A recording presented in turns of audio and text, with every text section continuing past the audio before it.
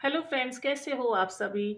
आज मैं जो अपनी नई वीडियो लेके आई हूँ वो आज का टॉपिक है सीयूईटी यानी कॉमन यूनिवर्सिटी एंट्रेंस टेस्ट, जो कि अब कंडक्ट होने जा रहा है 21 मई से लेके 31 मई के बीच में। बेसिकली जितनी भी सेंट्रलाइज यूनिवर्सिटी हैं इंडिया में, लास्ट ईयर से उन्होंने अपने एडमिशन्स थ्रू सीयूईटी लेने शुरू कर दिए हैं, जिसमें कि हमारी डीयू भी इंक्लूडेड है। सीयूईटी के फॉर्म 30 मार्च तक यानी 30 मार्च तक लास्ट डेट थी फिल करने की। 1 अप्रैल से 3 अप्रैल तक हमारी करेक्शन विंडो ओपन होने जा रही है, जहाँ की अगर आपसे कोई सब्जेक्ट फिल करने में कोई मुश्किल आ गई है या आपने कोई गलत इंफॉर्मेशन फिल करी है तो आप उसको करेक्ट कर सकते हैं। सेकेंड वीक ऑफ मई आपके एडमिट कार्ड रिलीज हो जाएंगे, प्लस आपके सेंटर सिटीज हैं, यानी कि कौन कौन से सिटीज में सेंटर बनने वाले हैं। ऑलमोस्ट 300 सिटीज में सेंटर बनने वाले हैं, वो आपको इन्फॉर्म कर दिया जाएगा। सिलेबस के बारे में अगर हम बात करें तो आपने जिस सब्जेक्ट में आपने फॉर्म फिल किया यानी कि 12th में आपने जो आपके पास सब्जेक्ट थे वही सेम 12th का सिलेबस आने वाला है, यानी कि आपने जो बोर्ड के एग्जाम्स में जो प्रेपरेशन करी है वही सेम आपकी सीयूईटी में आने वाली है। तो अपने डाउट्स क्लियर करने के लिए बने रहिए इस वीडियो में मेरे साथ एंड तक आप प्लीज़ मेरे इस वीडियो को देखिए, हो सकता है कोई इन्फॉर्मेशन आपसे स्किप हो जाए। चलते हैं और देखते हैं कि आपके डाउट्स को मैं किस तरह से क्लियर कर सकती। चलिए शुरू करते हैं। सीयूईटी यानी कॉमन यूनिवर्सिटी एंट्रेंस टेस्ट हमारे फेब से लेके टिल 30 मार्च तक फिल हुए हैं, तो मैं इसलिए फॉर्म्स वगैरह का कुछ नहीं आपको बता रही हूँ। हाँ, करेक्शन विंडो ओपन होने वाली है। अगर आपके फॉर्म में कोई मिस्टेक हो गई हो, कोई गलती हुई हो या कोई सब्जेक्ट फिल करना आप भूल गए हैं, तो 1 अप्रैल से लेके 3 अप्रैल तक करेक्शन विंडो ओपन होने वाली है, तो आप अपनी करेक्शन कर सकते हैं। क्लियर। नाउ अब एलिजिबिलिटी के ऊपर आते हैं कि क्या एलिजिबिलिटी है। एलिजिबिलिटी क्या है, अगर आप जनरल कैटेगरी से आते हैं तो आपको 12th क्लास में आपके मिनिमम 50% मार्क्स होने चाहिए, एंड SC/ST के लिए ये 45% है 12th क्लास में, यानी बोर्ड एग्जाम में आपको ये इतने मार्क्स आपके आने चाहिए। प्लस वो पर्टिकुलर सब्जेक्ट भी आपके लिए होना चाहिए 12th क्लास में। फॉर एग्जाम्पल में लाइक मैं फ्रेंच ऑनर्स करना चाहती हूँ, तो मेरे पास में 12th में फ्रेंच एक सब्जेक्ट के रूप में होना चाहिए। या मैं लाइक BSc लाइफ साइंस कर रही हूँ तो मेरे पास में बायो होनी चाहिए। या मैं कोई इंजीनियरिंग का सब्जेक्ट ले रही हूँ, कोर्स कर रही हूँ, या मैं BSc ऑनर्स कर रही हूँ लाइक केमिस्ट्री में, फिजिक्स में, मैथ्स में, तो मेरे पास में 12th में वो सब्जेक्ट होना चाहिए। या मैं इको ऑनर्स कर रही हूँ तो इको के साथ में प्लस मेरे पास में क्या होना चाहिए, मैथ होना चाहिए। तो ये कुछ मिनिमम रिक्वायरमेंट है कि आपको 12th में इन सब्जेक्ट में अगर आप फॉर्म फिल कर रहे हैं, सीयूईटी का फॉर्म भर रहे हैं, तो आपके पास में 12th में ये सब्जेक्ट होने चाहिए। और एक और इम्पोर्टेंट बात, अगर आपका स्कोर 12th में बहुत अच्छा आता है तो ये बहुत एसेंशियल है। एडमिशन सीयूईटी के अंडर आपको बहुत अच्छी आपकी परसेंटेज बन जाएगी, लेकिन इसका मतलब ये नहीं है कि आपको सीट की गारंटी मिलेगी। लाइक मैंने बोर्ड में 90 अबव 90 स्कोर किया है, तो ये मेरे लिए एसेंशियल तो है, बट सीट की गारंटी नहीं देता कि मुझे, लाइक मैं DU का एग्जांपल लेती हूँ कि DU में मुझे 90% के बाद में मुझे सीट मिलेगी। हाँ, मेरे कुछ परसेंट मार्क्स मेरे CUET के स्कोर में ऐड होंगे, ये एसेंशियल है, मस्ट है, लेकिन सीट की गारंटी नहीं देती।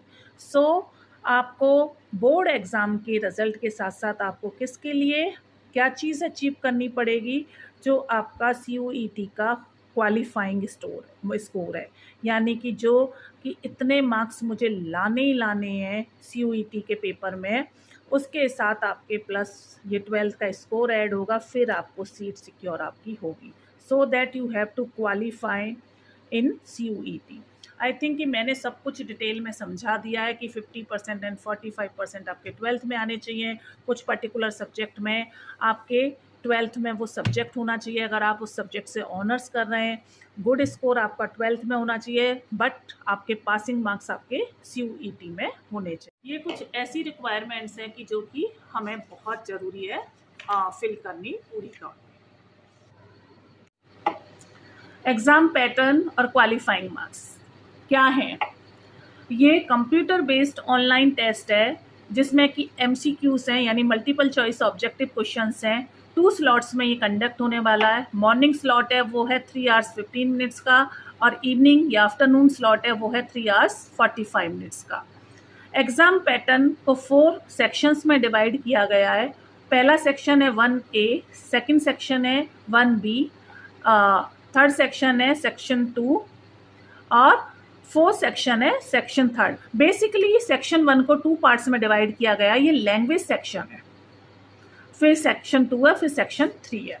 सेक्शन 1A सबके लिए कंपलसरी है। इसमें 13 लैंग्वेजेस हैं, कंसिस्ट है, मतलब 13 लैंग्वेजेस है। You can choose any one of language, कोई भी एक लैंग्वेज आप अपनी मर्जी की चुन सकते हैं। ये 13 लैंग्वेजेस है, आप कोई भी एक लैंग्वेज लेंगे वो आपका मीडियम भी बनेगा एग्जाम का। ऑप्शन सेकंड जो है सेक्शन यानी 1B, ये ऑप्शनल है। यहाँ पे ऑप्शनल लैंग्वेज टेस्ट है, ये सेकंड स्लॉट में कंडक्ट होगा। अगर हम सेक्शन 1B हम सिलेक्ट कर रहे हैं तो ये हमारा सेकंड उसमें होगा, जो कि ये इसमें 19 लैंग्वेजेस हैं। कुछ बच्चे होते हैं कि किसी पर्टिकुलर लैंग्वेज की एक्स्ट्रा एक लैंग्वेज लेना चाहते हैं, ये उनके लिए है। इसमें काफ़ी सारी हैं, German, Spanish, French, Persian, Italian, Arabic, Sindhi, Kashmiri, Dogri, Maithili, बहुत लैंग्वेजेस हैं। चाइनीज़, जापानीज़, टिबेटियन, बहुत लैंग्वेजेस हैं। यानी आप अपने मेन सब्जेक्ट के साथ अगर किसी ऑप्शनल लैंग्वेज की पढ़ाई कर रहे हो तो आपको सेक्शन B भी फिल करना पड़ेगा, 1B भी फिल करना पड़ेगा। अब आते हैं सेक्शन 2, यानी कि देखा जाए तो ये 3rd नंबर का सेक्शन है, बट फर्स्ट सेक्शन को हमने 2 पार्ट्स में डिवाइड किया हुआ है। सेक्शन 2 हमारा इम्पोर्टेंट सेक्शन है। यहाँ पे 27 जो मेन स्पेसिफिक सब्जेक्ट है वो होते हैं, ये हमें बहुत केयरफुली चूज़ करने होते हैं। हम अप टू 6 सब्जेक्ट यहाँ चूज़ कर सकते हैं। लाइक कि जैसे कि मुझे BA ऑनर्स अकाउंट्स में करना है, या BSc ऑनर्स केमिस्ट्री में, history, economics, mathematics, home science, इस तरह के मेरे पास में, या इंग्लिश ऑनर्स या मास मीडिया, इस तरह के मेरे पास में 27 मेन सब्जेक्ट, और मैं अप टू 6 सब्जेक्ट फिल कर सकती हूँ। ये बहुत केयरफुली चूज करना है। सेक्शन 3 है, ये हमारा जनरल एप्टीट्यूड या जनरल या GK का टेस्ट है। कुछ पर्टिकुलर अंडर ग्रेजुएट कोर्सेज के लिए इसकी रिक्वायरमेंट होती है। ये general knowledge, current affair, general mental ability, numerical ability, reasoning questions, इस तरह के क्वेश्चंस इसमें आते हैं।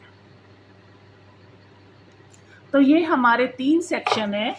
बेसिकली तो 4 ही है, पर हमने 3 में है, यानी सेक्शन 1A, 1B जो कि लैंग्वेज सेक्शंस हैं हमारे, सेक्शन 2 जो कि मेन 27 सब्जेक्ट्स हैं, और सेक्शन 3। अगर हम अब आते हैं हम एग्जाम का स्लॉट क्या लेते हैं और कौन कौन सी लैंग्वेजेस चुन सकते हैं। हम दोनों स्लॉट हम चूज कर सकते हैं। दोनों स्लॉट्स के डिफरेंट एग्जाम स्ट्रक्चर है। हम या तो 1 कोई सा भी ले सकते हैं, या दोनों को अपने सब्जेक्ट के अकॉर्डिंगली ले सकते हैं। फर्स्ट स्लॉट जो है हमारा मॉर्निंग का है, जिसमें कि 1 लैंग्वेज है सेक्शन 1A से, और कोई भी 2 डोमेन ले सकते हैं पर्टिकुलर सब्जेक्ट्स के, और जनरल जो हमारा GK टेस्ट है जो सेक्शन 3 से। सेकेंड स्लॉट है, इसमें हम 2 लैंग्वेजेस ले सकते हैं, जैसे कि मैं ऑप्शनल है ये कि हम कोई भी 2 लैंग्वेजेस हमें वो कर सकते हैं, 1 फ्रॉम सेक्शन A और 1 फ्रॉम सेक्शन B। यानी कि सेक्शन A से तो हमने कंपलसरी लेनी ही है, 1A से तो हमने लेनी है कंपलसरी, और एक जो ऑप्शनल जो 1B में से हम ले सकते हैं। और यहाँ पे ये कि हम लैंग्वेज को रिपीट नहीं कर सकते। लाइक मैंने सेक्शन A में से हिंदी, इंग्लिश या उर्दू या पंजाबी कुछ सिलेक्ट करी है, तो मैं ऑप्शन 1B में से या सेक्शन 1B में से मैं दूसरी लैंग्वेज चुनूंगी। ये नहीं है कि मैंने यहाँ पे भी वही सेम लैंग्वेज ले ली, इसमें भी सेम ले ली। वैसे तो फ़र्क है कि हम नहीं चुन सकते।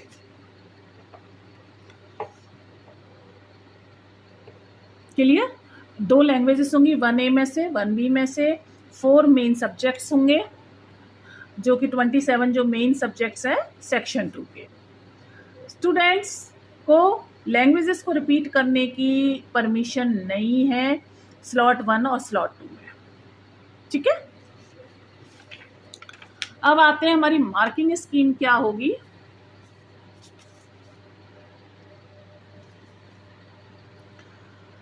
मार्किंग स्कीम हमारी सेम है, चाहे हम मॉर्निंग का स्लॉट लें चाहे इवनिंग का स्लॉट लें, सेम है। अगर आप क्वेश्चन को आप स्किप कर रहे हो तो आपको कोई भी मार्क नहीं मिलेंगे। अगर आप करेक्ट ऑप्शन दे रहे हो तो आपको 5 नंबर मिलने हैं। अगर आप इनकरेक्ट ऑप्शन कर रहे हो तो 1 मार्क आपका नेगेटिव मार्किंग है।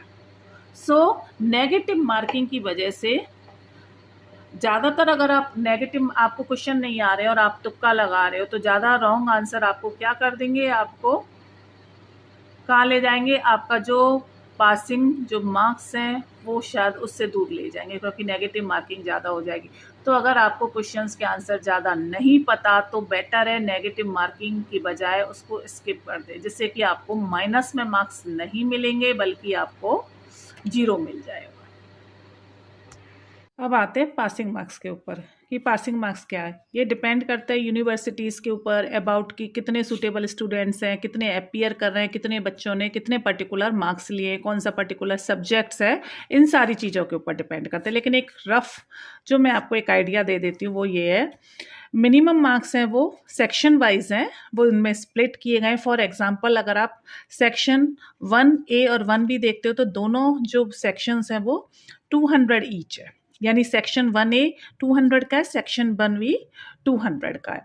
और ईच सेक्शन में आपको पासिंग जो मार्क्स हैं वो सिक्योर आपके कितने होंगे, आपको कितने लाने, 80 to 90, यानी out of 200 you have to score 80 to 90 marks. इस सेक्शन में स्टूडेंट्स को 45 मिनट्स मिलेंगे, जिसमें उनको मिनिमम 40 क्वेश्चंस करने हैं आउट ऑफ 50 क्वेश्चंस जो उनकी चॉइस की लैंग्वेज है। यानी 1A और 1B में आपको 45 मिनट्स में आपको 40 क्वेश्चन करने हैं आउट ऑफ 50।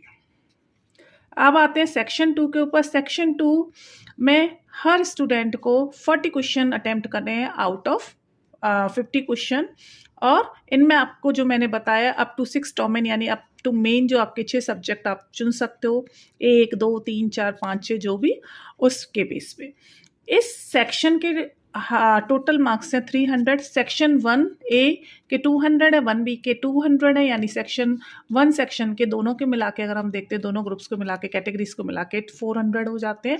और अगर सिंगल सेक्शन ले रहे हैं 1A या 1B तो 200 है। सेक्शन 2 के हैं 300, और उसमें आपको मिनिमम जो पासिंग मार्क्स हैं वो हैं 120 to 135। अब आते हैं सेक्शन 3 जो कि जीके का सेक्शन है। इसमें 60 मिनट में उनको आंसर देने हैं, एटलीस्ट 60 क्वेश्चंस के आंसर देने हैं, 70 आउट ऑफ 75 क्वेश्चंस, और इसका जो एक्सपेक्टेड स्कोर है 120 to 135 है इस सेक्शन को क्वालिफाई करने में। यानी कि अगर आप CUET का एग्ज़ाम क्लियर कर रहे हो, क्वालिफाई कर रहे हो, तो आपको ऑलमोस्ट 300 से 400 मार्क्स तो आपको लाने, प्लस आपका 12th का स्कोर होगा, तो उसके बाद में आपकी सीट सिक्योर होगी। अगेन आई एम सेइंग कि ये मैंने लास्ट ईयर का रिजल्ट देख के तो ये मत सोच लेना कि हाँ ये ही एग्जैक्ट फिगर मतलब नंबर्स हो सकते हैं, थोड़े बहुत ऊपर नीचे आ सकते हैं। मैं एक बार फटाफट से फिर सारा रिकॉल कर देती हूँ। आपका सबसे बड़ी बात, आपका जो सिलेबस है CUET का वो सारा 12th का सिलेबस आने वाला है, तो 12th के सिलेबस को ही बार बार आप उसको तैयार करते रहिए, बार बार उसी की प्रेपरेशन करते रहिए। आप बोर्ड के पेपर दे के चुके तो आप उसी को आगे कंटिन्यूशन में करिए। पॉजिटिव या राइट आंसर के लिए आपके 5 मार्क्स हैं, अगर आप रॉन्ग आंसर दे रहे हो तो आपको माइनस में आपके मार्क्स चले जाएंगे, यानी कि नेगेटिव मार्किंग है। प्लस अगर आप कोई क्वेश्चन स्किप करते हो तो आपको उसके 0 मिलेंगे। तो मेरा तो यही मानना है कि अगर आप श्योर नहीं हो तो आपने क्वेश्चन को स्किप कर दीजिए। और सारे सेक्शंस को मिला के आपको 300 to 400 आपको पासिंग मार्क्स चाहिए, यानी कि CUET को क्लियर करने के लिए जो क्वालिफिकेशन मार्क्स है वो 300 से 400 के बीच में। अगेन आई एम सेइंग कि ये मार्क्स मतलब मैं लास्ट ईयर के बेस पे बता रही हूँ। अब इस साल का क्या पैटर्न है वो मैं नहीं मतलब आपको कह सकती, तो और आपके इसके साथ में 12th की परसेंटेज आपकी ऐड हो जाएगी, तो फिर आपकी सीट सिक्योर होगी आपके डिज़ायरेबल कॉलेज में, डिज़ायरेबल कोर्स में। अगर आपको मेरी ये वीडियो पसंद आती है तो please like and subscribe my channel. Thank you. और इसी तरह के और भी मोटिवेशनल वीडियो मैं लेके आऊँगी।